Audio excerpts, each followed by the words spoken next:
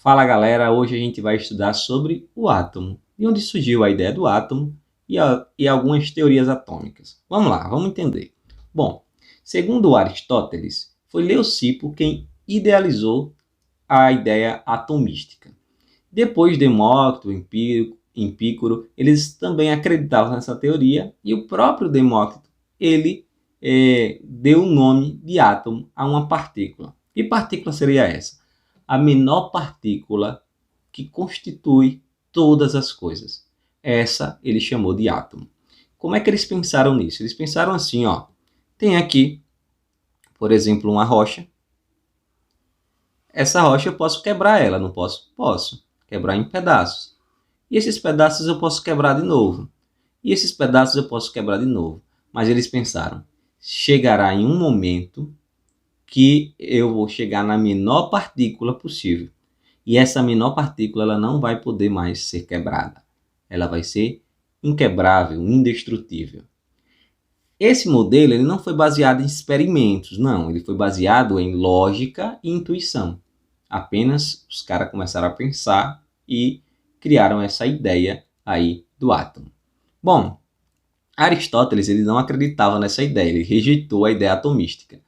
Ele acreditava que as coisas eram formadas por água, ar, terra e fogo. Teoria dos 4 elementos. E nessa quebra de braço, entre Aristóteles e os que defendiam a ideia do átomo, Aristóteles ganhou, porque ele é muito mais famoso e o átomo foi esquecido por um bom tempo. A ideia atômica.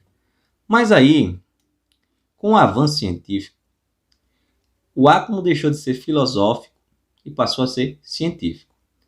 Francis Bacon e René Descartes eles tiveram uma grande influência aí, porque eles criaram um método científico. E disseram que para ser ciência precisa ser comprovado, testado e comprovado. Tem que fazer experimento e comprovar que aquilo ali é verdade. Robert Boyle também influenciou bastante aí na ideia de átomo, porque ele publicou um livro chamado O Químico Cético, e diferenciando pela primeira vez a alquimia da química. A alquimia tem a ver com bruxaria, com coisas mágicas, artes mágicas. E ele diferenciou, não, a química é a ciência. Química vai ser a ciência e a alquimia é outra coisa aí que envolve magia e outras coisas. Bom, Robert Boyle também foi importante porque ele começou a escrever os procedimentos que ele fazia nos experimentos. E isso foi muito importante para outras pessoas poderem estudar e dar sequência aos estudos ali, ao conhecimento que ele tinha deixado. Antoine Lavoisier, ele descobriu por meio de experimentos a lei da conservação das massas, onde na natureza nada se cria, nada se perde ou se destrói, tudo se transforma. Então Lavoisier verificou que em um sistema fechado, os materiais em reações químicas continuam ali. Não são destruídos, nem são criados. As coisas continuam ali, eles só são transformados, modificam seus aspectos, mas a massa deles, sua massa, continua a mesma. Depois, Joseph Louis Proust, ele descobriu a lei das proporções definidas. Cada material, cada substância ali, vai reagir em uma proporção definida, vai ser formado por uma proporção definida, na verdade. Por exemplo, a água tem uma proporção de hidrogênio e de oxigênio. Essa proporção ela é definida. Então, eu vou precisar de uma quantidade de hidrogênio, uma quantidade de oxigênio para produzir a água em uma proporção. Se eu dobro a quantidade de hidrogênio, eu tenho que dobrar a quantidade também de oxigênio. Beleza? E aí, depois, Dalton, com base na lei de Lavoisier e de Proust, ele desenvolveu a primeira teoria atômica.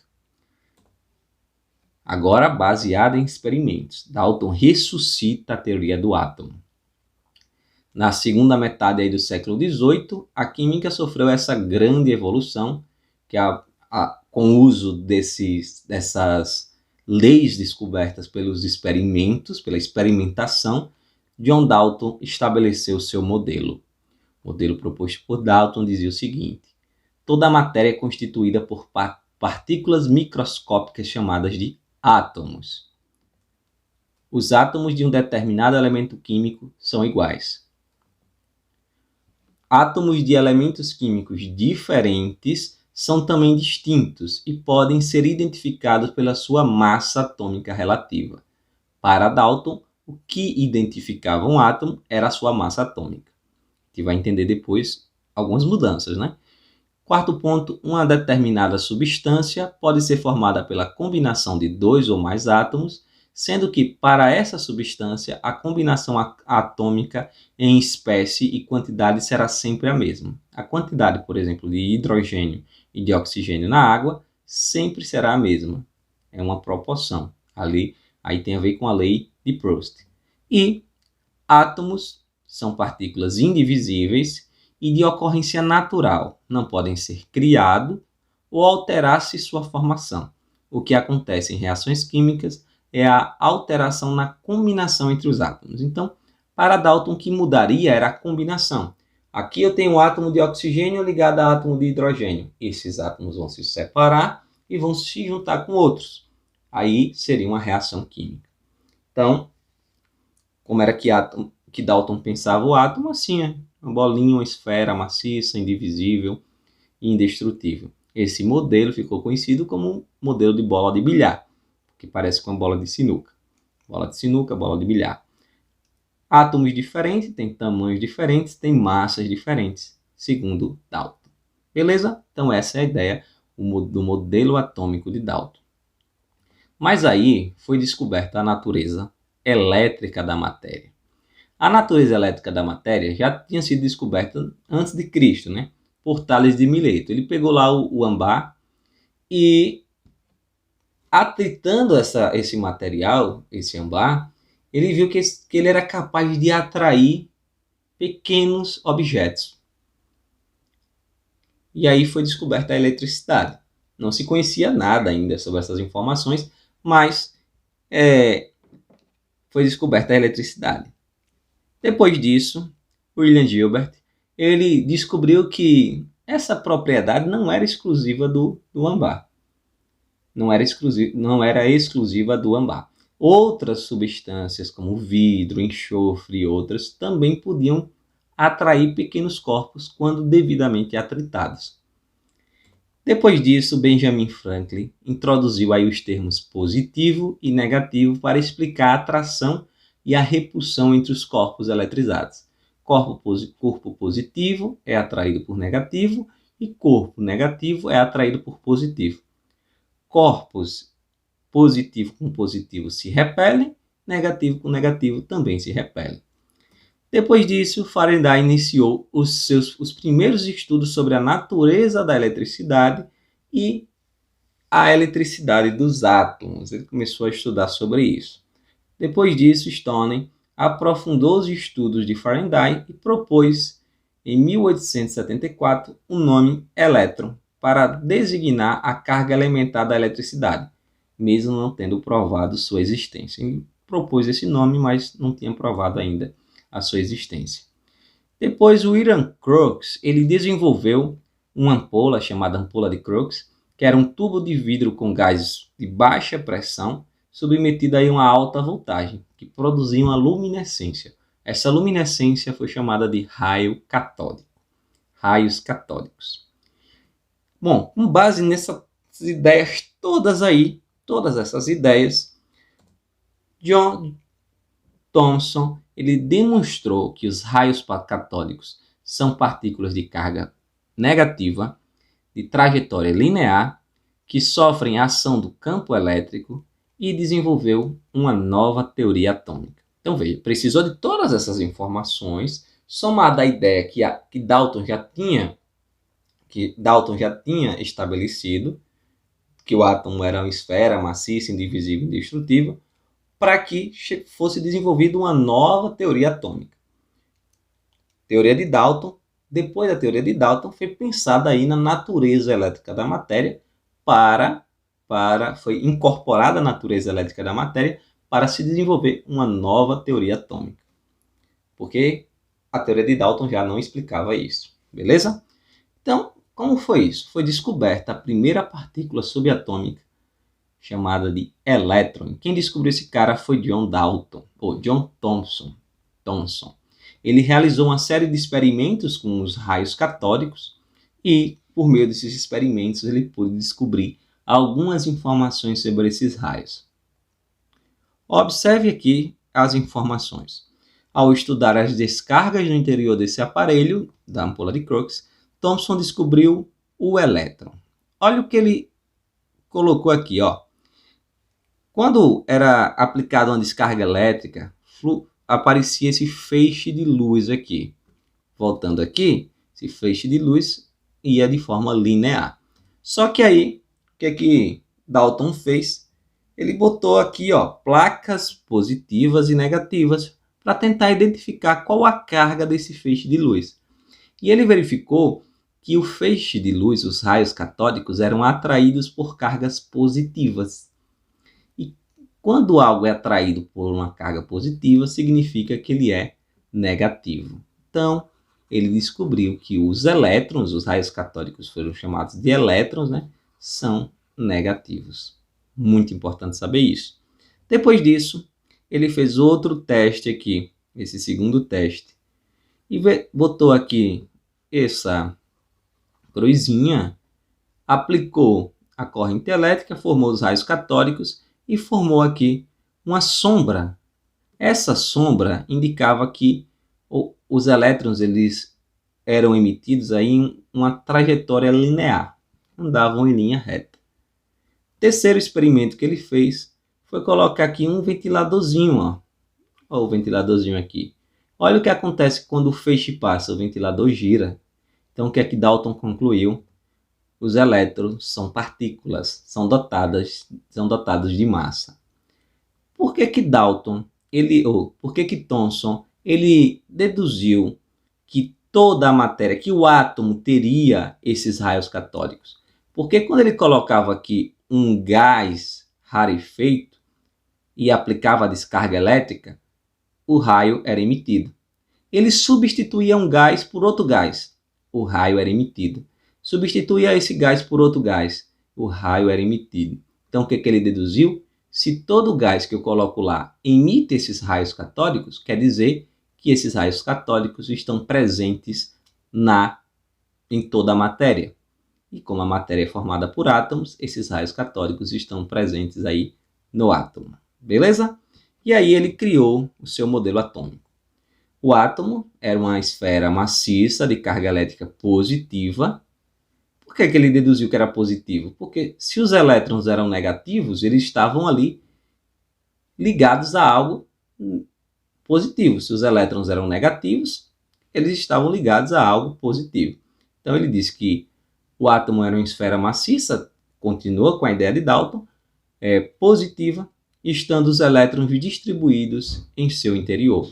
O número de elétrons seria tal que a carga total do átomo seria zero. Então, ele pensou isso aqui, o átomo, esse modelo ficou conhecido como o modelo de pudim de passas, porque dizem que parece com um pudim de passas. Ok? Os elétrons seriam as passas e o pudim seria aqui essa esfera de carga elétrica positiva. Então, esse é o modelo atômico de Thomson. Bom, novas descobertas foram feitas. E aí, foi descoberto aí o raio-x. Alguns dizem que foi Tesla que descobriu o raio-x, que fez os primeiros estudos, mas ficou conhecido como, desculpem a pronúncia desse nome, Röntgen, porque eu não sei pronunciar direito. Ele, estudando os raios catódicos, ele observou que um determinado material, esse material aqui, ó, platino cianeto de bário, ele emitia brilho quando o tubo era ligado. Na hora que ligava o tubo, o platino cianeto ele emitia brilho. E perdia esse brilho, esse material perdia o brilho quando o tubo era desligado. Então ele disse, alguma coisa tem a ver. Então ele viu que tratava-se de algo que saía do tubo de raios catódicos e conseguia atravessar as barreiras ali e chegar até o platino cianeto para emitir esse brilho. E aí, em 22 de dezembro de 1895, Röntgen ele descobriu, fez aí os raios, esses raios que eram emitidos, né, que chegavam até o Platina Sioneta, atravessarem a mão de sua esposa, Ana Berta, e atingindo aí uma chapa fotográfica, onde ele obteve o primeiro raio-x. Aqui nós temos a imagem do primeiro raio-x. Temos aqui a imagem do primeiro raio-x da esposa dele. Agora ele testou na mulher, né, filho da mãe? Podia ter testado nele. Não, eu vou testar na mulher. Se der algum problema, aí é com ela. Mas aí esse experimento foi muito importante. Com a descoberta desse raio-x, veja aqui, nós estamos no modelo atômico de Thomson. Para chegar em outro modelo atômico, tem que ter outras descobertas. Porque para que o átomo seja mais conhecido e tenha mais informações sobre ele.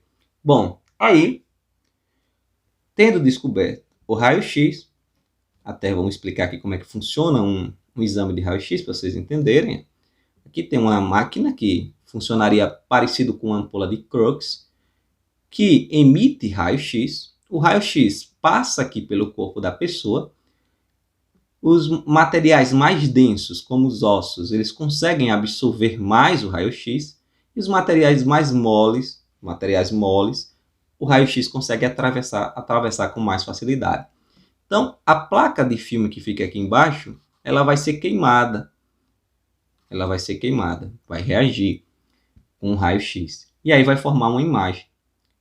Os ossos vão ficar bem aparentes, porque eles conseguem absorver o raio-x bem. E vai ficar a imagem certinha do osso lá na placa. E aí o médico consegue analisar como é que está o osso. Se está quebrado, se está fraturado, se não está, e etc. Ok? Esses exames de raio-x são muito importantes no dia de hoje. Porque imagine, você não sabe como é que está o osso. Não, vamos abrir para ver como é que está o osso, para depois fazer alguma coisa. Não, o cara faz o raio-x, vê se tem algum problema. Se não tiver, aí não precisa nem abrir, né? Então o raio-x é muito importante. Mas aí, um cara chamado Becquerel, ele começou a pesquisar, desculpe novamente a pronúncia, Henri Becquerel, ele começou novamente a pesquisar a relação entre o raio-x e o brilho de algumas rochas. Então ele achava que algumas rochas brilhavam porque estavam emitindo raio-x. Tem alguma coisa a ver aí.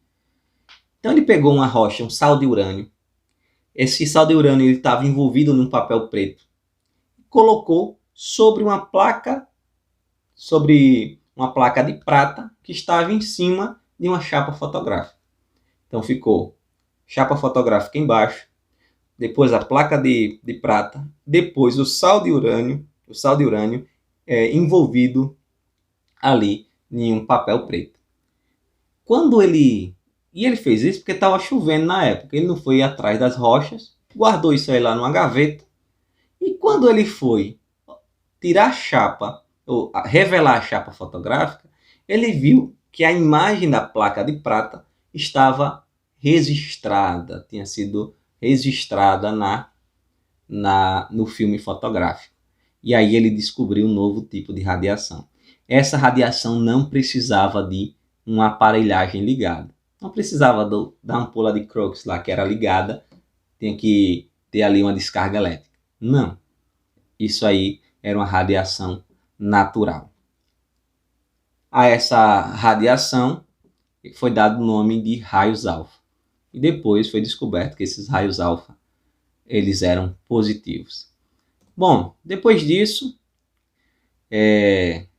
Madame Curie, mulher polonesa muito importante, até indico a vocês para assistirem um filme Radioatividade, que está na Netflix. Ela descobriu que essa radiação ela era emitida de dentro do átomo. Então ela ganhou até o prêmio Nobel aí de Física. Depois ela ganhou o prêmio Nobel também em Química, que descobriu 2 elementos químicos, o polônio e o rádio, que são elementos bem radioativos. Bom, então foi descoberta a radioatividade. E foi importantíssimo. Veja que a radioatividade foi descoberta graças ao raio-x, veio todo esse processo. Com essas informações, chegamos a um cara chamado Ernest Rutherford, que ele usou essas informações da radioatividade para fazer um experimento.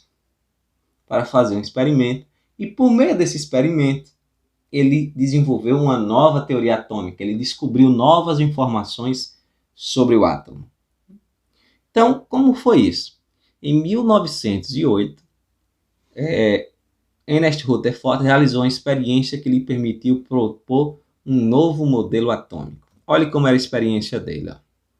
Ele pegou aqui o polônio, que era um elemento radioativo. Polônio, que era um elemento radioativo. E colocou aqui numa placa de chumbo para proteger, né, para direcionar a emissão dos raios que o polônio emitia. Botou também aqui esse bloco de chumbo para que a radiação fosse retinha aqui. E essa radiação atravessou aqui uma lâmina fina de ouro, extremamente fina de ouro. Bom, se o átomo fosse maciço mesmo, totalmente maciço, essa radiação não ia conseguir atravessar. Mas, como o átomo não era maciço, ele descobriu isso, a maioria das partículas conseguiu atravessar a lâmina sem sofrer desvio nenhum. Então ele deduziu que o átomo tem grandes espaços vazios, porque essas partículas alfa, que são positivas, estão passando aqui livremente, a maioria delas. Só que algumas partículas sofreram desvios e até voltaram para seu local de origem. Então o que ele notou? Que existia alguma coisa positiva no átomo. E essa coisa positiva ele chamou de núcleo. No meio do átomo tem um núcleo positivo. E aí, Rutherford ele propôs seu modelo atômico, com base nesse experimento. Vê quanta coisa teve que acontecer para ele conseguir propor seu modelo atômico. O átomo é uma esfera, uma estrutura praticamente vazia, e não uma esfera maciça. Então, quebrou a ideia de que o átomo era uma esfera maciça, que tem um núcleo muito pequeno, com carga positiva, onde se concentra quase toda a massa do núcleo, ou do átomo, né? A massa do átomo está concentrada aí no núcleo. E tem elétrons, que têm carga negativa, movendo-se em volta do núcleo. Como ele fala que o átomo tem um núcleo positivo, ele descobriu a carga positiva do núcleo. Essa carga positiva tem o nome de próton. Bom, depois de Rutherford, o próprio Rutherford ele admitiu que existia no núcleo partículas semelhantes aos prótons, porém sem cargas. Por quê? Se no núcleo tem cargas positivas, positivo com positivo vai se repelir. Então o que é que ele deduziu? Então deve ter alguma coisa aí para separar essas partículas, para estabilizar. E aí ele deduziu que existiam partículas sem carga.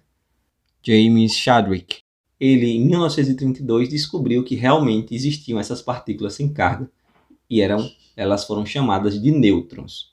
Desculpe novamente a pronúncia desse nome. Os nêutrons serviriam aí para diminuir a repulsão entre os prótons, que são as partículas de carga positiva.